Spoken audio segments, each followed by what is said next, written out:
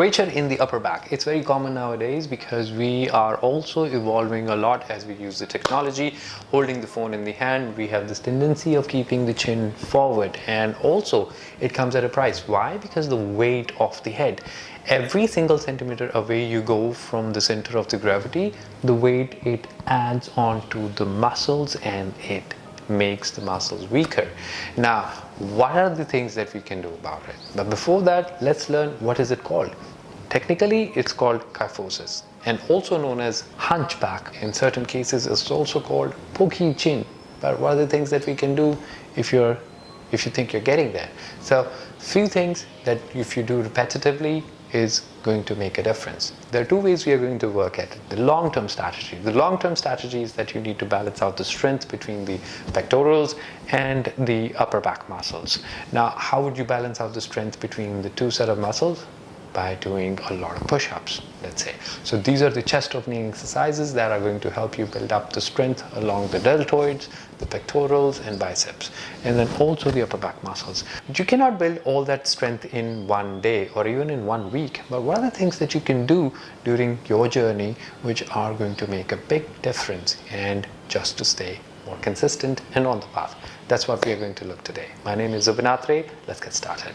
So simply join your hands together right in the center of the chest. Press your palms into each other. Send the arms up higher over the head. Now, I can see my arms with the peripheral vision. I can see the arms with the corner of the eyes. But I want you to get the arms to the point where the arms are off the side. Now, if at this point already your neck is being strained and it's going forward, that means you really need to work on the mobility of your shoulders. But if you are able to accommodate your arms behind your neck at the same time, the neck not straining at all, you're doing good. But if your neck is like this, the muscles around the neck are getting engaged, that means your arms and your neck, it's not ready to exist in the same plane for the moment. But there's nothing to worry about. We can work out on these things by doing these simple exercises. So pull the arms further back as they can get. Show the chin a little, lift your chin up a little bit, show the palms up toward the ceiling, and let yourself draw a circle. Now, the only condition is that you want to draw that circle with the arms totally hidden behind your eyes, and you can't see where the arms are. So send the arms as back as they can get. Half the circle you're going to breathe in. You breathe in until this point, and then from there onwards, you begin to breathe out. And if you have a lot of stiffness in your arms, you're going to notice the blood, the weight rushes towards your arms. It's a very unique feeling. I invite you to do that. And this is something you have to do 5 times in the morning, 5 times in the noon, and also before you go to the bed. Let's have a look at it once again. Join your hands together right in the center of the chest. Send the arms up higher. I can see my arms right now. So what am I going to do? I'm going to pull them back. I'm going to squeeze everything that is there in the upper back muscles. I'm going to squeeze the muscles right between the shoulder blades. There's a gentle lift in your chin. You continue to breathe in and out. Spine remaining all tall and straight. Showing the palms up towards the ceiling. Letting yourself draw a huge circle. A circle as big as it can get. Breathing in until here, and then when you breathe out, you're going to let the arms lower themselves down, letting the blood rush towards your hands and relax. So every time you do this, imagine you're doing this every day, 3 times in a day, 15 times in a day. And what happens? Your shoulders begin to open up. So it's an amazing chest opening exercise.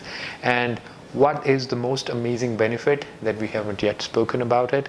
That is the lung capacity. So when you inhale so much so that the walls of the lungs will be expanding and stretching, you will eventually improve the quality of the breath and also improve the vital capacity of the lungs.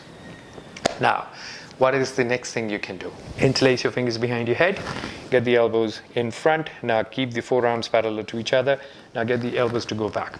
Send them as back as they can get. Now, you cannot do anything with your arms because at some point they will stop going back. Now, this is when you would pull your head further back.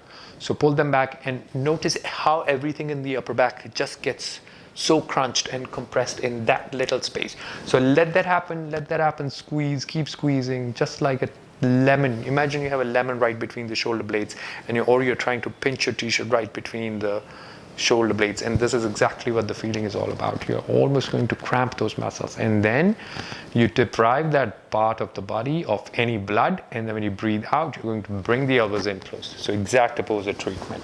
So when that happens, a lot of blood again rushes towards the upper part of the body, again improving the quality of the muscle and the muscle fiber. So anything that is accumulated there in terms of lactic acid, all the knots, all the trigger points is going to get washed away. Whoosh, gone. Right? And the third thing you want to do is to improve the mobility of your shoulders. So for that, you have to improve the mobility of your scapula. So imagine getting the elbows really close to the rib cage and you want to pull them back. Now, if I'm sitting in Sukhasana, you need to make sure that your hands are at least going wider than your knees are. So that's the opening angle. Now from here, you bring the arms closer, lower them down, closer. Looks very simple, but when you start doing it, you notice how triceps are like in agony. They're almost like, why are you doing this? So open the chest, breathe in deep, breathe out, join your hands together. Press your palms into each other, press, press, press, and it again looks very easy, but you will notice how your pectorals are deeply engaged into it. So this is one of those exercises that will help you balance out the muscle strength, front versus back. Arms open, wide, open, wide. In order to improve the muscular strength of your arms and your shoulders, you're going to simply put your fingers pointing in towards the body. Imagine you're forming a square and get the elbow to point forward. This, again, helps with the mobility of the arms, and indirectly it will help you to get the strength of the arms back, and it would eventually help you to make the arms more flexible, getting your head back in place. Same thing. So do it like a few times, 5 to 7 times, and you'll be done. And if it's anything that hurts beyond the pain of the muscular classic stretch, you stop it there, right there. So anytime you feel a stretch which is not in the center of the muscle is not a good pain. Always a superpower, always a good skill to know what kind of pain is okay during your yoga practice and what are the kind of pains you want to avoid. So in a nutshell, you want to feel the muscle stretching in the center. So nothing towards the edges. So muscle is a spindle, nothing towards the edges, because that's where the tendons are connecting the muscles to the bones. And if the tendon hurts, it's going to take a long time to recover. It will recover, but they don't have the exact same tissues like the muscles have. And when a tendon gets agitated, it takes time. I hope this video has helped you in a way or two. If you found this useful, please like, subscribe, and comment, or feel free to share it with your friends who might find it useful. This is Ubinatre, your yoga teacher, signing out for today. Thank you.